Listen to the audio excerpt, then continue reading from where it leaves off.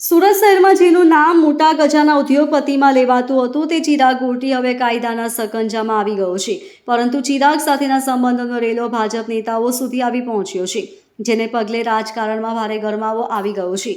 ચિરાગ ગોટી મામલે હવે ભાજપના જ બે નેતાઓ સામસામે આવી ગયા છે। તાજેતરમાં જ કતારગામના ધારાસભ્ય વિનુ મોરડિયાની સાથે ચિરાગ ગોટીના ફોટો વાયરલ થયા હતા, જેમાં ચિરાગ ભાજપના જ ખેસમાં તેની પાછળ ઊભેલો જોવા મળે છે। ભાજપના નેતા અને પ્રજાપતિ સમાજના અગ્રણી નંદલાલ પાંડવે ફેસબુક પર ધારાસભ્ય વિનુ મોરડિયા સામે ખુલ્લો મોરચો માંડ્યો છે।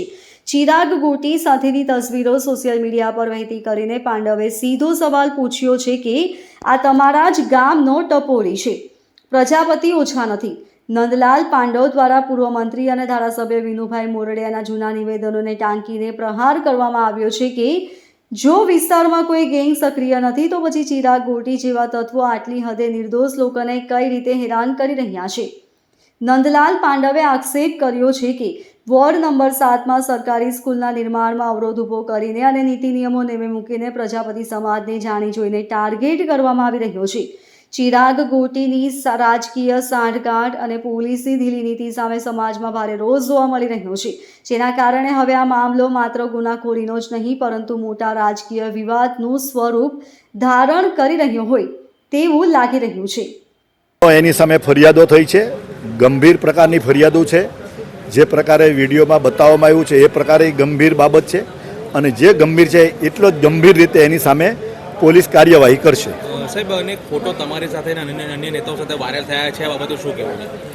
ફોટા અન્ય નેતા હોય કે હું હોઉં, અમે જાહેર જીવનના છીએ, પછી સામાજિક આગેવાન હોય કે નેતા હોય, એની સાથે ફોટા સહજ રીતે કોઈ પડાવતા હોય છે। જ્યાં સુધી ગુનેગાર જાહેર નથી થતો ત્યાં સુધી તમે એને નજીક આવવાથી રોકી શકતા નથી, કારણ કે એક આમ નાગરિક હોય છે અને જ્યારે ગુંડા તરીકે અથવા કાનૂન ગેરકાનૂની રીતે જ્યારે અસામયિક તત્વો જે કે બહાર આવે છે ત્યાર પછી એને કોઈ નજીક આવવા દેતું નથી। પહેલાં તો એ આપ પાર્ટીમાં હોય કે ભાજપના ખેસ એને બધા કેસ પહેરાવે અને જે લોકો આ પ્રકારની પ્રવૃત્તિ કરતા હોય આની આડમાં નાનો મોટો ગેરલાભ અજાણતા જેને કોઈને ખબર ન હોય નેતાઓને પણ એની આડમાં લાભ કોઈ લેતા હોય પણ પરંતુ જ્યારે જાહેર આવું જાજુ ચાલતું નથી, જેવું જ્યારે આવું બહાર આવે ત્યારે એની સામે પોલીસ કડકમાં કડક કાર્યવાહી કરે છે અને અત્યારે કરી રહી છે ને હજી કરશે। પ્રજાપતિ સમાજ દ્વારા સોશિયલ મીડિયા પોસ્ટ કરવાની છે, આ બાબતે શું કહેવું છે? હવે એ પોસ્ટ જેણે કરી છે એને તમે પૂછો તો ખબર પડે કે એને શું કામ પોસ્ટ કરી છે, એનો જવાબ એ જ આપી શકે। હું સ્પષ્ટ છું કે હું બધા જ સમાજનો ધારાસભ્ય છું અને મેં આજ સુધીમાં કોઈ પણ અસામાજિકને છાવર્યો નથી, એવું પ્રૂફ છે। તમે પોલીસને પૂછી શકો, તમે પત્રકાર છો તો તમે પણ જાણો છો કે આજ સુધીમાં અસામાજિક તત્વોને હું છાવરતો નથી, મારી સાથે પણ રાખતો નથી અને કોઈ હવે હશે તો પણ નહીં રાખે। અને જે કાર્યવાહી થશે, મેં કીધું ને આગળ, મારી સાથે મારી ગાડી ફરતો હોય તો પણ એને છોડવામાં નહીં આવે, એની ઉપર હું કાયમ છું અને એના જ આધાર પર હજી આજે પણ કાર્યવાહી થઈ રહી છે। Okay sir. વિનુ મોરડિયાએ હુમલાનો વળતો જવાબ આપતા નંદલાલ પાંડવની દાનત સામે સવાલો ઉઠાવ્યા છે। તેમણે સ્પષ્ટ શબ્દોમાં કહ્યું કે નંદલાલ પાંડવ ભાજપના જ નેતા છે, પરંતુ તેમણે જે કર્યું છે પાર્ટી અને સમાજ બંને માટે નુકસાનકારક છે। મોરડિયાએ દાવો કર્યો કે ચિરાગ ગોટી સાથેના ફોટો ભૂતકાળના હોઈ શકે છે, પરંતુ તેના વર્તમાનના કાળા કામો સાથે મારે કોઈ લેવા દેવા નથી। તેમણે એમ પણ ટોણો માર્યો કે પાર્ટીએ હવે વિચારવું જોઈએ કે આવા પાયાવિહોણા આક્ષેપો કરનારા નેતાઓ સામે શું પગલાં લેવા। આ વિવાદમાં હવે જ્ઞાતિવાદનું કાર્ડ પણ ખેલાઈ રહ્યું છે।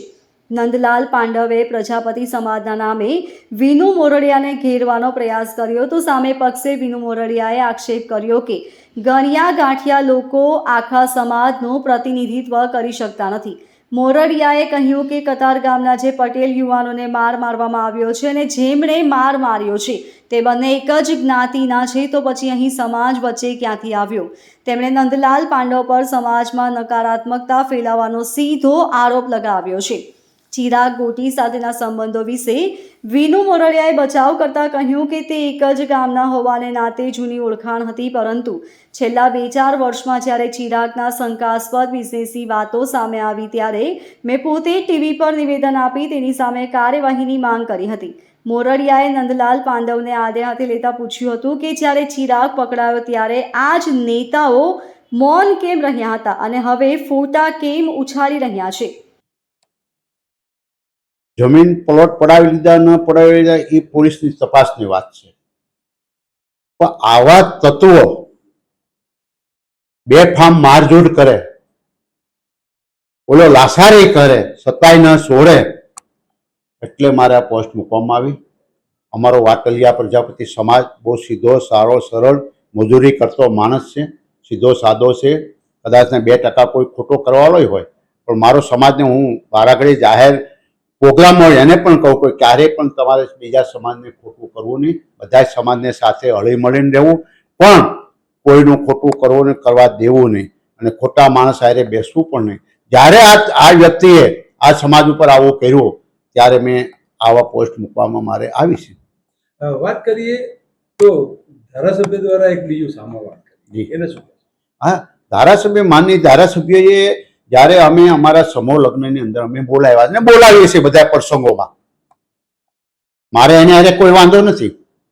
એને ખબર છે કે હું કોંગ્રેસમાં તો ત્યારે હું એની જાહેરમાં એના મિટિંગમાં જતો, જાહેરમાં હું બધે પ્રસાર કરવા જતો, કોંગ્રેસમાં હતા ત્યારે એને કોર્પોરેશનમાં છૂટાવતો હું, અને ધારાસભ્યમાં એ પોતે પણ કહેતો કે નલ્લાભાઈનો મોટો ફાળો મારી પાસે કે એની હિસાબે હું ધારાસભ્ય બન્યો.